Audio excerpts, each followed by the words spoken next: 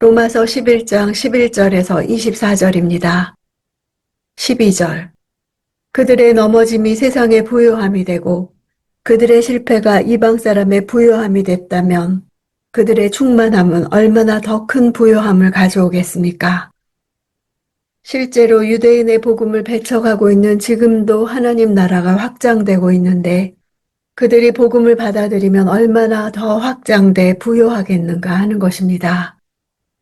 유대인만큼 모든 민족들 가운데 곳곳에 흩어져 있는 민족이 없다는 것은 그들이 회복될 때 그들 주위에 있는 각 족속들이 복음을 쉽게 접할 수 있다는 것을 보여줍니다. 오랜 시간 동안 불신과 편견에 있던 유대인들이 회심한다면 그것만큼 큰 기적이 없을 것이고 그 기적을 목도한 사람들이 그리스도에게로 나아올 것입니다. 13, 14절. 이제 내가 이방 사람인 여러분에게 말합니다.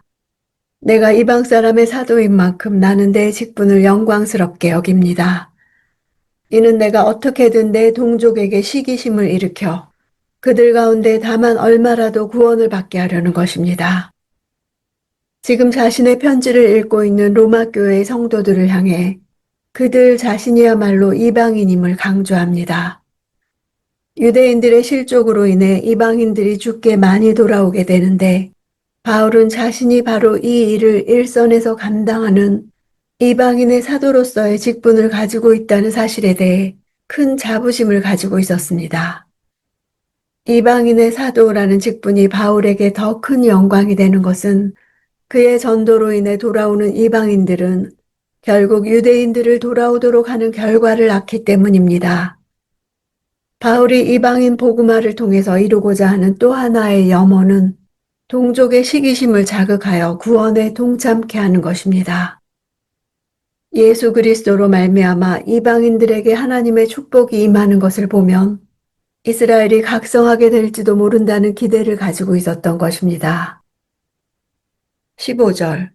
하나님께서 그들을 버리신 것이 세상의 화목이 됐다면 하나님께서 그들을 받아들이시는 것은 죽은 사람 가운데서 살아나는 것이 아니고 무엇이겠습니까? 하나님께서 복음을 받아들이지 않은 이스라엘을 한시적으로 버리심으로 하나님은 이방인과 화목하셨습니다. 이스라엘을 다시 받아들이는 일이 죽은 자 가운데서 살아나는 것이란 구절은 해석이 여러 가지입니다. 이스라엘의 민족적 회심이 예수의 재림이 임박했을 때 일어나고 예수의 재림 이후에 성도의 부활이 있을 것이란 해석이 있습니다. 또는 이스라엘의 회복은 죽은 자가 살아나는 것과 같이 기적적 사건임을 가리킨다는 해석입니다. 또는 이스라엘의 회복이 이루어질 때 구원의 최종 단계라 할 수 있는 성도의 부활이 일어난다는 해석입니다. 부활은 구속의 드라마가 완결되는 시점입니다. 구원의 완성은 이스라엘의 회복입니다. 16절. 첫 열매로 바치는 반죽 덩어리가 거룩하면 반죽 덩어리 전체도 그러하고 뿌리가 거룩하면 가지도 그러합니다. 민수기 말씀을 배경으로 하나가 하나님께 바쳐져 거룩하게 되면 그 나머지도 거룩한 것으로 여김을 받는다는 뜻입니다. 첫 열매는 하나님께 드려졌다는 점에서 거룩합니다. 첫 열매가 거룩하다면 나머지 열매로 만든 떡덩이도 그러합니다. 아브라함 등 믿음의 조상의 뒤를 이은 유대인들이 그 믿음의 자취를 이어받아 은혜 안에 들어올 것을 가리킵니다. 고대 히브리 사회에서 신께 바쳐진 거룩한 장소에 나무를 심는 것은 아주 흔한 일이었습니다. 거룩한 장소에 어린 나무가 심겨졌을 때 그것은 이미 신께 바쳐진 것이므로 그 후에 그곳에서 나오는 모든 가지 역시 거룩한 것으로 간주되었습니다. 믿음의 조상이라는 뿌리에서 솟아난 가지인 이스라엘 역시 거룩함에 동참하게 될 것입니다. 17절. 그런데 가지들 가운데 몇 개가 부러졌는데 돌 올리브 나무인 그대가 그들 가운데 접붙임을 받아 참 올리브 나무 뿌리의 자양분을 함께 나눠 받는 사람이 됐으니 돌 올리브 나무는 야생 올리브 나무를 뜻합니다. 팔레스타인 들판에서 가장 쉽게 볼 수 있는 나무가 야생 올리브 나무입니다. 이 야생 올리브 나무들은 그 열매가 보잘것없어서 그 가지들을 잘라서 밭에서 재배된 올리브 나무의 가지에 접붙이는 것이 일반적인 재배 방식이었습니다. 밭에서 재배된 올리브 나무는 참 올리브 나무입니다. 일부 이방인 신자들이 착각하듯 현재의 상황은 옛 올리브 나무가 뽑혀간 자리를 새 올리브 나무가 차지한 상황이 아닙니다. 현재의 뒤바뀜은 나무 자체의 교체가 아니라 일부 가지들의 교체에 불과합니다. 이방 신자들은 홀로 서기가 가능한 독자적인 나무가 아니라 접붙임을 받아 그 수액을 먹고 자라는 가지들입니다. 뿌리는 참 올리브 나무입니다. 이스라엘의 일부가 부러지지 않았다면 이방인의 접붙임은 없었습니다. 참 올리브 나무가 부러진 것은 돌 올리브 나무에게는 은혜의 기회가 되었습니다. 18절. 그 가지들을 향해 자랑하지 마십시오.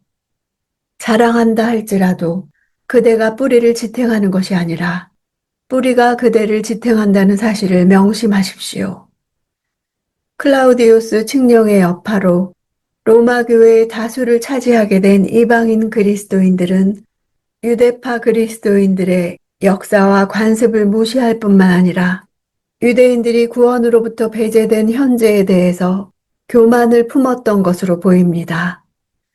이에 바울은 이방인 그리스도인들에게 유대인들을 하나님 백성의 역사적 뿌리로 마땅히 인정하는 동시에 로마 교회의 유대파 그리스도인들을 배려해 줄 것을 부탁해야 했습니다. 24절. 그대가 본래 돌 올리브 나무에서 잘려나와 본성을 거슬러 참 올리브 나무의 접붙임을 받았다면 하물며 원 가지들인 이 사람들이야 얼마나 더 쉽게 자기 올리브 나무의 접붙임을 받을 수 있겠습니까? 야생 올리브 나무의 가지들이 자신이 속해 있지 않던 참 올리브 나무의 접붙임 받는 것이 가능했다면 참 올리브 나무의 원 가지들이 비록 한번 잘려나갔다 하더라도 다시 접붙임 받는 것은 더욱 가능하다는 상식을 상기시킵니다. 구속사 속에서 유대인들이 그리스도를 믿음으로 다시 돌아온다면 그들이 맺을 열매는 야생 올리브나무의 열매보다 덜하지 않을 것입니다.